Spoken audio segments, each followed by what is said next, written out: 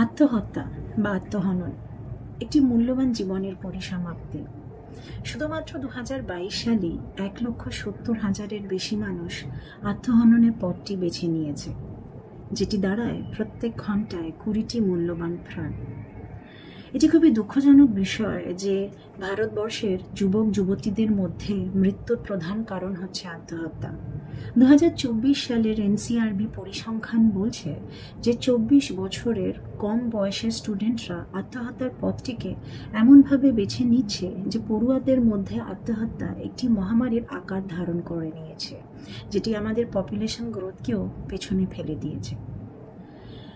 আত্মহত্যার পেছনে কি শুধুই মানসিক অবসাদ বা মানসিক স্বাস্থ্যজনিত কারণ? তা কিন্তু নয়। আত্মহত্যার সাথে আমাদের সামাজিক জাতিগত পরিকাঠামো ওতপ্রোতভাবে জড়িত।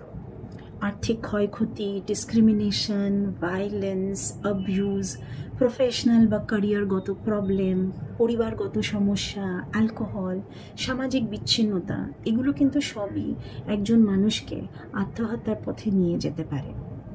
আশার বিষয়টি হচ্ছে যে আমরা কিন্তু প্রত্যেকটি আত্মহত্যাকে প্রতিরোধ করতে পারি, যার জন্য আপনাকে, আমাকে, সবাইকে সমবেতভাবে প্রচেষ্টা করতে হবে, যাতে আমরা সমাজের প্রত্যেকটি অংশে পরিবর্তন আনতে পারি।